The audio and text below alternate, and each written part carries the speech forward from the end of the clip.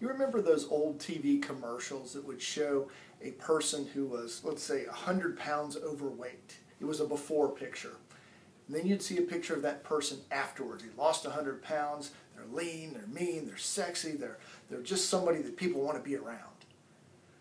The diet companies back then, and I'm sure you can still find this on the internet today, but those companies were using a process to create curiosity to make you want to buy their product. In today's video, you'll learn how you can use your stories in this same formula to create a desire to buy your product, service, or idea. Hi, this is Michael Davis of Speaking CPR. The process that I'm referring to has several names. We call it then, now, and how. What this process entails is showing a client or someone that you've done business with, first of all, before they met you. Then you show the person after they met you and implemented your product, service, or idea. And properly structured, this will create enough curiosity in a prospective client that they'll want to see you, meet you, talk with you about what you have to offer and how it can improve their lives. To help you understand this process, I'll share a quick story. One of my first speech coaching clients was a woman named Patty. She approached me during a break of a committee meeting. We were both serving on this committee. She said, "Michael, I understand you're a speech coach. Can you help me?" "I don't know, Patty. What's the problem?" She said, "Well, I've agreed to give the keynote address for the Women of Excellence dinner, and I'm really scared." "Why is that? I've seen you speak in these committee meetings. You don't seem to have a problem with sharing your opinion." "Oh, it's not that I'm afraid to speak. My problem is I don't know when to shut up. Yeah, the only reason that people ever applaud at my foundation when I'm done speaking is because I'm finally done speaking." I said, "Okay, Patty, I don't understand then why this is an issue for you giving this keynote address." "Michael, it's like this. All kidding aside, this is a big opportunity for me and my foundation, and I'm so afraid that I'm going to embarrass us and just screw the whole thing up.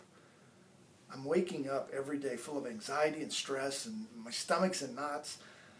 I'm in my 60s, Michael. I'm too old to have morning sickness. Can you help me?" The interesting part of Patty's story is that she wasn't scheduled to give that speech for another 11 months. She was looking at, in her words, nearly a year of stress, anxiety, and morning sickness. Now jump ahead 11 months. The night of her speech, she called me. She said, "Michael, you're not going to believe this. I gave the speech and I got done 3 minutes shorter than my allotted time. And afterwards, I got a standing ovation, and that was nice. But what was really great was that people came up to me and gave me money and donated their time on the spot for the foundation. It was incredible. Thank you so much for working with me on this to make this speech a success." Now I have a question for you. Are you curious? How did Patty go from a state of near depression to making such an impression on 350 people? Think about that for a moment. The curiosity that you may be feeling right now is the same kind of curiosity that you can create in your prospective clients if you use this formula. Let's take a look at it so you understand how it works. In the then part of this story, I introduced you to Patty, a woman who was in what I would call distress.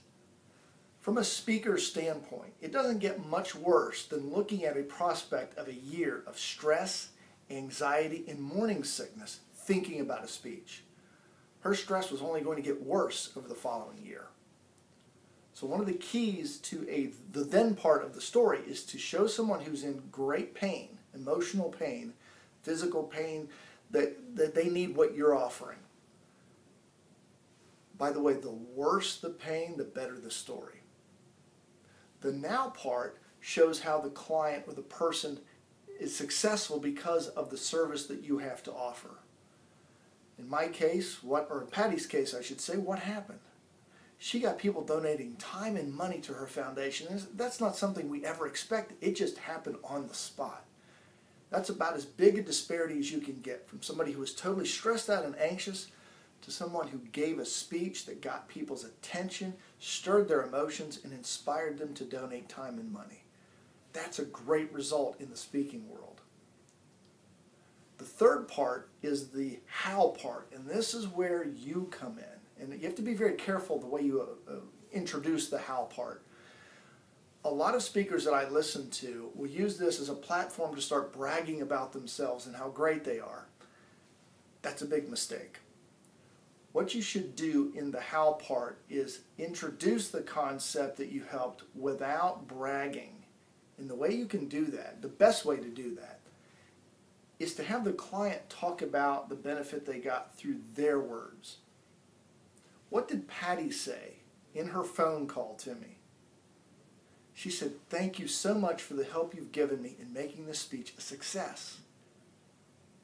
What I could have said is, because of the work that I did with Patty, she had a great rousing success that night. People gave her time and money to her foundation. She got a standing ovation. Aren't I the best?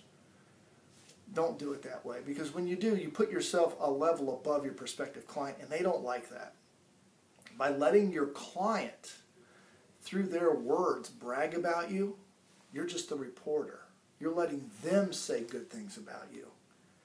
And really the key point to make here is, I'm not the hero of Patty's story. So many speakers they put themselves on a pedestal and they make themselves the hero. I think that's a huge mistake. Patty really is the hero of this story. Yes, I did provide some coaching to her, but she's the one who had to invest the time, the money, the energy, the emotions to take a risk to become a better presenter, and it showed. I just guided her along the way, but she did the work. So whatever you're selling, whether it's a service, a product, or an idea, always give credit to your clients. One, for taking the risk to work with you, because if they've never met you before, it's a risk to hire somebody. It's a risk to buy a new product. Give them credit for that. This is a powerful formula, and it works in every field that I've ever seen. My background in the financial planning world, we use this many times to help ease the concern of clients who've never worked with us before. In the speaking world, I've hired several people have hired me to coach them based on that type of story. If it works for me, it'll work for you. So get out there and put together your then, now, and how story, test it out, get some feedback, and I think you'll find that your sales can increase. Until the next time we speak, always remember, you have a story that someone needs to hear. Tell that story well.